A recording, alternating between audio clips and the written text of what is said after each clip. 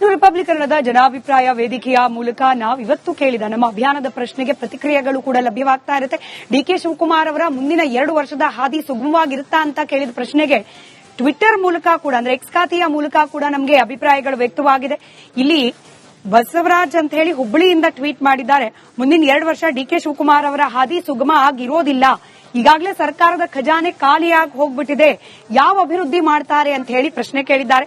ಇನ್ನು ಕುಮಾರ್ ಅಂತ ಹೇಳಿ ತಿಟ್ಟೂರಿನಿಂದ ಎಕ್ಸ್ ಖಾತೆಯ ಮೂಲಕ ಅಭಿಪ್ರಾಯವನ್ನ ವ್ಯಕ್ತಪಡಿಸಿದ್ದಾರೆ. ಇಲ್ಲಿ ಯಾರು ಬಂದ್ರು ಯಾರು ಹೋದ್ರು ಜನರ ಕಷ್ಟ ಮಾತ್ರ ಕಮ್ಮಿ ಆಗೋದಿಲ್ಲ. ಜನರ ಕಷ್ಟ ಕಮ್ಮಿ ಮಾಡ್ಕೊಳ್ಳೋಕೆ ಜನರೇ ದುಡಿಬೇಕು. ಅವರ ಕಷ್ಟಗಳನ್ನ ಅವರೇ ನೀಗಿಸ್ಕೊಳ್ಬೇಕು. ಯಾರು ಬಂದ್ರು ಅವ್ರ ಮನೆ ಉದ್ಧಾರ ಮಾಡ್ಕೊಳ್ತಾರಷ್ಟೇ, ರಾಜ್ಯ ಉದ್ಧಾರ ಮಾಡೋದಿಲ್ಲ ಅಂತ ಹೇಳಿ ಅಭಿಪ್ರಾಯವನ್ನ ವ್ಯಕ್ತಪಡಿಸಿದ್ದಾರೆ ಕುಮಾರ್ ಅವರು ತಿಟ್ಟೂರಿನಿಂದ. ಇನ್ನು ನೋಡಿ, ಸಿದ್ದರಾಮಯ್ಯರು ರಾಜೀನಾಮೆ ಕೊಡ್ತಾ ಇದ್ದಂತೆ ಬಹುತೇಕ ಎಲ್ಲಾ ಸಚಿವರು ಕೂಡ ತಮ್ಮ ಕಾರ್ಗಳನ್ನ ಸರ್ಕಾರಿ ಕಾರ್ಗಳನ್ನ ವಾಪಸ್ ಕೊಟ್ಬಿಟ್ಟಿದ್ದಾರೆ. ಈಗೆಲ್ಲರೂ ಕೂಡ ಶಾಸಕರಾಗಿದ್ದಾರೆ. ಮುಂದೆ ಯಾರು ಸಚಿವ ಸಂಪುಟದಲ್ಲಿ ಸೇರ್ಪಡೆ ಆಗಬೇಕು ಅಂತೇಳಿ ಕನಸನ್ನ ಕಾಣ್ತಿದ್ದಾರೆ ಅವರೆಲ್ಲರೂ ಕೂಡ ಲಾಬಿಯನ್ನ ಶುರು ಮಾಡ್ತಾ ಇದ್ದಾರೆ. ಮಲ್ಲಿಕಾರ್ಜುನ್ ಖರ್ಗೆ ಅವರು ಎಐಸಿಸಿ ಅಧ್ಯಕ್ಷರಿಗೆ ಒಂದಷ್ಟು ಜನ ಸೇರಿ ಪತ್ರವನ್ನ ಬರೆದಿದ್ದಾರೆ. ನಮಗೆ ಸಚಿವ ಸ್ಥಾನಮಾನವನ್ನ ಕೊಡಿ ಅಂತ ಹೇಳಿ ಪತ್ರವನ್ನ ಬರೆದಿರೋದು. ಆಕಾಂಕ್ಷಿಗಳಿಂದ ಶುರುವಾಗಿದೆ ಲಾಬಿ. ಸಿದ್ದರಾಮಯ್ಯ ಅವರ ರಾಜೀನಾಮೆ ಬೆನ್ನಲ್ಲೇ ರಾಜಕೀಯ ಗರಿಗೆದರದೆ ಕೋಲಾರ ಶಾಸಕರನ್ನು ಸಚಿವ ಸ್ಥಾನಕ್ಕೆ ಪರಿಗಣಿಸುವಂತೆ ಪತ್ರವನ್ನ ಬರೆಯಲಾಗಿದೆ. ಶಾಸಕ ನಾರಾಯಣಸ್ವಾಮಿ, ನಂಜೇಗೌಡ, ಮಂಜುನಾಥ್ ಪತ್ರವನ್ನ ಬರೆದಿದ್ದಾರೆ. ಸಿದ್ದರಾಮಯ್ಯ ರಾಜೀನಾಮೆ ಬೆನ್ನಲ್ಲೇ ಪತ್ರ ರಾಜಕೀಯ ಕೂಡ ಶುರುವಾಗಿದೆ.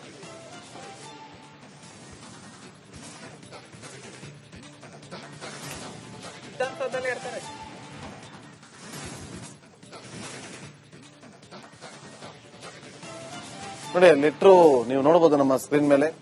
ಎಐಸಿಸಿ ಅಧ್ಯಕ್ಷರಾಗಿರುವಂತಹ ಮಲ್ಲಿಕಾರ್ಜುನ್ ಖರ್ಗೆ ಅವರಿಗೆ ನಮಗೆ ಮಂತ್ರಿ ಸ್ಥಾನಮಾನವನ್ನ ಕೊಡಿ ಅಂತ ಹೇಳಿ ಪತ್ರವನ್ನ ಬರೆದು ಲಾಬಿಯನ್ನ ಶುರು ಮಾಡಿಕೊಂಡಿದ್ದಾರೆ. ಬಹುತೇಕರೀಗ ಲಾಬಿಯನ್ನ ಶುರು ಮಾಡಿಕೊಂಡಿದ್ದಾರೆ. ಕೆಲ ಸಚಿವರಿಗೆ ಈಗ ದೆಹಲಿಗೆ ಬುಲಾವನ್ನ ಕೂಡ ಕೊಡಲಾಗಿದೆ. ಎಂಬಿ ಪಾಟೀಲ್ ಸೇರಿದಂತೆ ಕೆಲ ನಾಯಕರನ್ನ ದೆಹಲಿಗೆ ಬನ್ನಿ ಅಂತೇಳಿ ಬುಲಾವನ್ನ ಕೊಡಲಾಗಿದ್ದು ಅವರೆಲ್ಲರೂ ಕೂಡ ದೆಹಲಿಗೆ ಹೋಗ್ತಾ ಇದ್ದಾರೆ. ಇನ್ನು ಒಂದಷ್ಟು ಜನ ಶಾಸಕರು ಕೂಡ ಹೋಗ್ತಿದ್ದಾರೆ ಲಾಬಿಯನ್ನ ನಡೆಸೋದಕ್ಕೆ.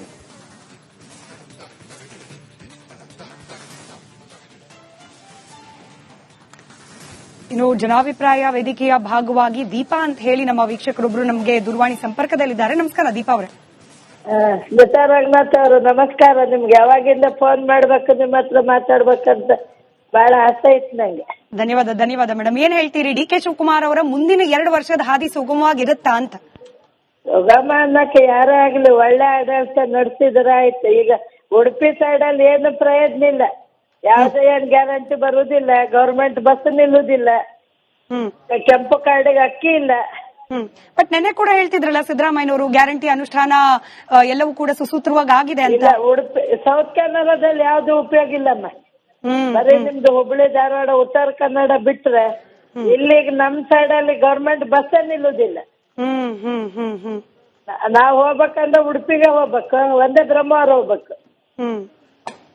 ಮತ್ ನಮ್ದು BPL ಕಾರ್ಡಿಗೆ ಒಂದು ಅಕ್ಕಿ ಇಲ್ಲ. ಮತ್ತೆ ಇಲ್ಲಂತ ಗ್ಯಾರಂಟಿ ಯಾರಿಗೂ ಸರಿ ಬರ್ತಾ ಇಲ್ಲಮ್ಮ ಉಡುಪಿ ಸೈಡ್. ಏನನ್ಸತ್ತೆ, ಡಿಕೆ ಶಿವಕುಮಾರ್ ಅವ್ರು ಬಂದ ಮೇಲೆ ಏನಾದ್ರೂ ಸುಧಾರಣೆ ಆಗ್ಬೋದಾ, ಆಗ್ಲೂ ಹಿಂಗೆ ಮುಂದುವರಿಯತ್ತೆ ಅನ್ಸತ್ತೆ? ಹೆಂಗೆ ಮುಂದುವರಿಬಹುದಂತ ನನ್ ಮನ್ಸು. ರೈಟ್. ಧನ್ಯವಾದ ದೀಪಾ ಅವರೇ, ಕರೆ ಮಾಡಿ ಮಾತನಾಡಿದಕ್ಕೆ. ಮೈಸೂರಿಂದ ಮಂಜುಳಾ ಅನ್ನೋರು ಕರೆ ಮಾಡಿದ್ದಾರೆ. ಮಂಜುಳಾ ಅವರೇ ನಮಸ್ಕಾರ. ನಮಸ್ತೆ ಸರ್. ಹೇಳಿ ಮಂಜುಳಾ ಅವರೇ, ಈಗ ಯಾರೇ ಮುಖ್ಯಮಂತ್ರಿ ಆದ್ರೂ ಮುಂದಿನ ಹಾದಿ ಅದು ಹೂವಿನ ಹಾಸಿಗೆಯೋ ಮುಳ್ಳಿನ ದಾರಿಯೋ, ತಾವು ಹೇಗೆ ಏನಂತೀರಿ? ಸರ್, ಅದು ಮುಳ್ಳಿನ ದಾರಿ ಆದ್ರೂ ಅವ್ರು ಹೂವಿನ ದಾರಿ ಮಾಡ್ಕೋದ್ ಗೊತ್ತು ಶಿವಕುಮಾರ್ಗೆ. ಅವ್ರ ಅನುಭವ ಅದೇ. ರಾಜಕೀಯದಲ್ಲಿ ತುಂಬಾ ನೋಡ್ಬಿಟ್ಟವ್ರೆ, ಏಳು ಬೀಳೆಲ್ಲ ನೋಡವ್ರೆ. ಅವ್ರನ್ನ ಬೇಕಾದಷ್ಟು ಒಟ್ಟ ಉರ್ಸಿದ್ರು, ಉರ್ಸ್ತವ್ರೆಲ್ಲ ಬಿಹಾರ ಜೈಲ್ ಕಳಿಸ್ರು. ಆದ್ರೂ ಅವ್ರು ಎದ್ದಿ ಪಿನಿಕ್ ಸತ್ಯಂಗ್ ಎದ್ ನಿಂತವ್ರೆ. ಕರೆಕ್ಟ್ ಆಯ್ತಾ? ಅವರು ಮಹಿಳೆಯರು ಕೊಡ್ತಿರೋದ್ನು ನಿಲ್ಸಲ್ಲ, ಏನೇ ಗ್ಯಾರಂಟಿ ತಂದಿರೋದು ನಿಲ್ಸಲ್ಲ. ಅವ್ರು ಮಾಡ್ಕೊಡೋದು ಗೊತ್ತು ಮುಂದಿನ ದಾರಿ ಅವ್ರಿಗೆ. ಈಗ ತಾವು ಮೈಸೂರವ್ರಲ್ವಾ ಮಂಜುಳವ್ರೆ? ಹೇಳಿ ಸರ್. ಸಿದ್ದರಾಮಯ್ಯನವ್ರು ರಾಜೀನಾಮೆ ಕೊಟ್ಟಿದ್ದು ತಮ್ಮ ಬೇಜಾರಾಯ್ತಾ? ಸರ್, ರಾಜಕೀಯದ ಮೇಲೆ ಅರಿಯೇನಿರು ಅಲ್ಲ ಸರ್. ಅದು ಅವ್ರಿಗೂ ಅನುಭವ ಬೇಕಲ್ವಾ. ಅವರೇ ಪ್ರೀತಿಯಿಂದ, ಅವರು ಜಗಳಾಡ್ ಕೊಟ್ಟಿಲ್ಲ, ಕಿತ್ತಾಟ ಇಲ್ಲ, ಚೆನ್ನಾಗಿ ಖುಷಿಯಿಂದನೇ ಅವ್ರು ಕೊಟ್ಟವ್ರೆ. ಅದಕ್ಕೆ ಬೇಜಾರು. ಆಗ್ಲಿ ಮಂಜುಳವ್ರೆ, ಥ್ಯಾಂಕ್ ಯು. ಮತ್ತೊಬ್ಬರು ಕರೆಯಲಿದ್ದಾರೆ, ರಾಕೇಶ್ ಅಂತ ಹೇಳಿ ಬೆಂಗಳೂರಿಂದ ಕರೆ ಮಾಡಿದ್ದಾರೆ. ರಾಕೇಶ್ ಅವರೇ ನಮಸ್ಕಾರ, ಏನ್ ಅನ್ಸುತ್ತೆ? ನಮಸ್ತೆ ಸರ್. ಒಂಥರ ಖುಷಿನೂ ಆಗ್ತಿದೆ. ಏನೋ ಒಂದು ಚೇಂಜಸ್ ಬರುವಂತ ಒಂದು ಹೋಪ್ ಇದೆ. ಮತ್ತೆ ಸುಮಾರು ಕಡೆ ಎಲ್ಲ ಬೆಂಗಳೂರಿನ ಬಿಹಾರ್ ಮಾಡ್ಬಿಟ್ಟಿದ್ದಾರೆ, ಎಲ್ಲ ಕಡೆ ಗಿಬ್ರು ಬಿಟ್ಟು ರೋಡ್ ಎಲ್ಲ ಇದಾಗ್ಬಿಟ್ಟಿದೆ. ಅದೆಲ್ಲ ಸರಿ ಆಗ್ಬೋದು ಅಂತ ಅನ್ಕೊಂತೀನಿ. ಸಂಜಯ್ ನಗರ್ ಬಂದ್ಬಿಟ್ರೆ ರೋಡ್ ಎಲ್ಲ ಒಂದು ರೋಡ್ ಓಡಾಡಕ್ಕಾಗಲ್ಲ, ಆ ತರ ಆಗಿದೆ. ಅದೆಲ್ಲ ಸರಿ ಆಗ್ಬೋದು ಅಂತ ಅನ್ಕೊಂತೀನಿ. ಮತ್ತೆ ಇವರು ಸುಮಾರು ದಿವಸದಿಂದ ಟ್ರೈ ಮಾಡ್ತಾ ಇದ್ರು, ಕಾಂಗ್ರೆಸ್ ನ ಒಗ್ಗೂಡ್ತಿದ್ರು ಇವರು. ಇವರಿಗೆ ಮೊದಲು ಸಿಗ್ಬೇಕಿತ್ತು, ಬಟ್ ಲೇಟ್ ಆಯ್ತು. ಲೇಟ್ ಆದ್ರೂ ಕರೆಕ್ಟ್ ಆಗಿ ಆಗಿದೆ ಅಂತ ನಾನು ಅನ್ಕೊಂತೀನಿ. ಓಕೆ, ಈಗ ಡಿ ಕೆ ಶಿವಕುಮಾರ್ ಅವರು ರಾಜ್ಯದ ಮುಂದಿನ ಮುಖ್ಯಮಂತ್ರಿ ಅಂತ ಹೇಳ್ತಿದ್ದಾರೆ. ಹಾ, ಅಧಿಕೃತವಾಗಿ ಘೋಷಣೆ ಆಗಬೇಕು. ಹೌದು. ಡಿ ಕೆ ಶಿವಕುಮಾರ್ ಅವರು ಮುಖ್ಯಮಂತ್ರಿ ಆದ್ರೆ ರಾಜ್ಯಕ್ಕೆ ಒಳ್ಳೇದಾಗತ್ತಾ? 100% ಆಗತ್ತೆ. ಯಾಕಂದ್ರೆ ನೀವು ಮೊನ್ನೆ ಕೇರಳದಲ್ಲಿ ಹೋದಾಗ ನೋಡ್ಬೋದು, ಅವರ ಒಂದು ನಡೆ ನುಡಿ ನೋಡ್ಬಿಟ್ಟು ಅಲ್ಲಿ ಎಲ್ಲರೂ ಡಿ ಕೆ ಅಂತಾನೆ ಕೂಗ್ತಾ ಇದ್ರು. ಅಂತ ಒಂದು ಮನುಷ್ಯನ್ಗೆ ಇವಾಗ ನೀವು ಸಿಎಂ ಪಟ್ಟ ಕೊಡ್ದಿದ್ದೇ ಇದ್ರೆ ಅವ್ರಿಗೆ ಮಾಡಿದ ಮೋಸ ಅಲ್ದೈತಿ, ಪಕ್ಷಕ್ಕೂ ಮಾಡಿದ ಒಂದು ಮೋಸ ಆದಂಗ ಆಗತ್ತೆ. ಸೊ ಇವಾಗ ಕೊಟ್ಬಿಟ್ಟು ಒಂದು ರಾಜ್ಯಕ್ಕೆ ಒಂದು ಕಳೆ ಬರುತ್ತೆ, ಮತ್ತೆ ಬೆಂಗಳೂರಿಗೆ ಒಂದು ಕಳೆ ಬರುತ್ತೆ. ಬೆಂಗಳೂರಿಗೆ ಏನನ್ ಇನ್ವೆಸ್ಟ್ಮೆಂಟ್ ಬೇಕೋ ಅದನ್ನ ತಗೊಂಡ್ ಬರೋ ಒಂದು ಶಕ್ತಿ ಡಿ ಕೆ ಅವ್ರ ಕೈಯಲ್ಲಿದೆ. ಅದನ್ನ ಅವ್ರು ತಗೊಂಡ್ ಬರ್ತಾರೆ. ಅವರಿಗೆ ಒಂದು ಇನ್ವೆಸ್ಟ್ಮೆಂಟ್ ನಮ್ ರಾಜ್ಯಕ್ಕೆ ಬಂದ್ರೆ ಆಟೋಮೆಟಿಕ್ ಆಗಿ ನಮ್ ರಾಜ್ಯ ಮುಂದೋಗುತ್ತೆ ಅಂತ ನಾನು ಅನ್ಕೊಂತೀನಿ. ಓಕೆ, ಥ್ಯಾಂಕ್ ಯು ರಾಕೇಶ್ ಅವರೇ. ಸಿದ್ದು ಶೆಟ್ಟಿ ಅಂತ ಹೇಳಿ ಮತ್ತೊಬ್ರು ದೂರವಾಣಿ ಸಂಪರ್ಕದಲ್ಲಿದ್ದಾರೆ. ಸರ್ ನಮಸ್ಕಾರ. ರೈಟ್, ಬಹುಶಃ ದೂರವಾಣಿ ಸಂಪರ್ಕ ಕಡಿತವಾಗಿದೆ. ಜನಾಭಿಪ್ರಾಯ ವೇದಿಕೆಯ ಮೂಲಕ ಮುಂದಿನ ಮುಖ್ಯಮಂತ್ರಿಯಿಂದ ನಿಮಗಿರುವ ನಿರೀಕ್ಷೆ ಏನು? ಸರ್ಕಾರ ಯಾವ ರೀತಿಯಾಗಿ ಕಾರ್ಯವೈಖರಿಯನ್ನ ನಡೆಸಿಕೊಂಡು ಹೋಗಬೇಕು, ಇದರ ಬಗ್ಗೆ ನಿಮ್ಮ ಅಭಿಪ್ರಾಯವನ್ನ ಸಂಗ್ರಹ ಮಾಡುವ ಕೆಲಸ ಇವತ್ತು ರಿಪಬ್ಲಿಕ್ ಕನ್ನಡ ಮಾಡ್ತಾ ಇದೆ.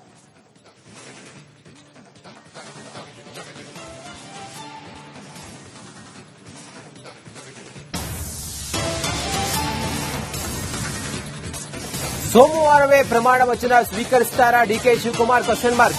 ಡಿಕೆ ಶಿವಕುಮಾರ್ ಪ್ರಮಾಣ ವಚನಕ್ಕೆ ಕೌಂಟ್ ಡೌನ್ ಶುರುವಾದಂಗಿದೆ. ವಿಧಾನಸೌಧದ ಗ್ರ್ಯಾಂಡ್ ಸ್ಟೆಪ್ ಮುಂದೆಯೇ ಪ್ರಮಾಣ ವಚನವನ್ನ ಸ್ವೀಕರಿಸುತ್ತಾರಾ? ಸೋಮವಾರ ಪ್ರಮಾಣ ವಚನ ಮಾಡುವ ಸಾಧ್ಯತೆ ಇದೆ. ಸಮಾರಂಭಕ್ಕೆ ಸಿದ್ಧತೆ ಮಾಡಿಕೊಳ್ಳುವಂತೆ ಸೂಚನೆಯನ್ನ ಕೊಟ್ಟಿದ್ದಾರಂತೆ. ತಯಾರಿಯೆಲ್ಲ ಮಾಡಿಕೊಳ್ಬೇಕು ಅಂತ ಹೇಳಿ ವಿಧಾನಸೌಧದ ಅಧಿಕಾರಿಗಳಿಗೆ ಮೌಖಿಕವಾಗಿ ಸೂಚನೆ ಕೊಟ್ಟಿದ್ದಾರೆ. ಸೋಮವಾರ ಪ್ರಮಾಣ ವಚನ ಸ್ವೀಕರಿಸುತ್ತಾರಾ ಡಿಕೆ ಶಿವಕುಮಾರ್ ಅನ್ನುವಂತ ಅನುಮಾನ ಮೂಡೋದಕ್ಕೆ ಕಾರಣವೇ ಇದೆ. ಎಲ್ಲಾ ರೀತಿಯಲ್ಲೂ ಕೂಡ ತಯಾರಿಗಾಗಿ ವಿಧಾನಸೌಧದ ಸಿಬ್ಬಂದಿಗೆ ಹೇಳಿದ್ದಾರೆ. ವಿಧಾನಸೌಧದ ಮುಂಭಾಗದಲ್ಲಿರುವಂತಹ ಗ್ರ್ಯಾಂಡ್ ಸ್ಟೆಪ್ ಇದೆಯಲ್ಲ, ಅಲ್ಲಿ ಪ್ರಮಾಣ ವಚನ ಸ್ವೀಕರಿಸುವುದಕ್ಕೆ ತಯಾರಿಯನ್ನ ಮಾಡಿಕೊಳ್ಳಿ ಅಂತೇಳಿ ವಿಧಾನಸೌಧದ ಸಿಬ್ಬಂದಿಗೆ ಹೇಳಿದ್ದಾರೆ. ಈ ನಿಟ್ಟಿನಲ್ಲಿ ಡಿಕೆ ಶಿವಕುಮಾರ್ ಒಂದು ವೇಳೆ ಮುಖ್ಯಮಂತ್ರಿ ಆಗೋದಾದ್ರೆ ಸೋಮವಾರ ಪ್ರಮಾಣ ವಚನ ಸ್ವೀಕರಿಸುತ್ತಾರಾ ಅನ್ನುವಂತ ಅನುಮಾನ ಈಗ ಎಲ್ಲರಲ್ಲೂ ಕೂಡ ದಟ್ಟವಾಗಿದೆ. ಕೌಂಟ್ ಡೌನ್ ಶುರುವಾದಂಗೆ ಕಾಣಿಸ್ತಾ ಇದೆ. ದ್ಯಾಮಣ್ಣ ಅನ್ನೋರು ಕೊಪ್ಪಳದಿಂದ ಕಾಲ್ ಮಾಡಿದ್ದಾರೆ. ದ್ಯಾಮಣ್ಣ ಅವರೇ ನಮಸ್ಕಾರ. ದ್ಯಾಮಣ್ಣ ಅವರೇ ನಮಸ್ಕಾರ.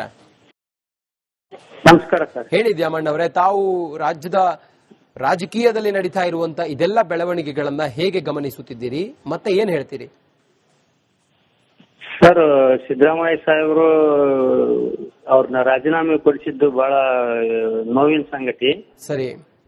ಅಂತ ಧೀಮಂತ ನಾಯಕರು ಈ ರಾಜ್ಯಕ್ಕೆ ಅವರ ಕೊಡುಗೆ ಬಹಳ ಇತ್ತು ಸರ್. ಬಡವರ ಬಗ್ಗೆ ಕಳಕಳಿ, ಅಲ್ಲಿಂದ ಸಾಮಾಜಿಕ ಬದ್ಧತೆ ಇರ್ತಕ್ಕಂತ ನಾಯಕರು. ಅಲ್ಲಿಂದ ಈಗ ದೂರದೃಷ್ಟಿ ಉಳ್ಳ ನಾಯಕರನ್ನ ಮಂತ್ರಿ ಮಂಡಲದಾಗ ತಗೋಬೇಕು ಸರ್. ರಾಯರೆಡ್ಡಿ ಇವರೆಲ್ಲ ನಮ್ಮ ಕೊಪ್ಪಳ ಜಿಲ್ಲೆದವರು ರಾಯರೆಡ್ಡಿ ಇದ್ದಾರಲ್ಲ, ರಾಯರೆಡ್ಡಿ ಅವರು ದೂರದೃಷ್ಟಿ ಉಳ್ಳ ನಾಯಕರು, ಸದಾ ಬಡವರ ಬಗ್ಗೆ ಕಾಳಜಿ ಇರ್ತಕ್ಕಂತ ವ್ಯಕ್ತಿ.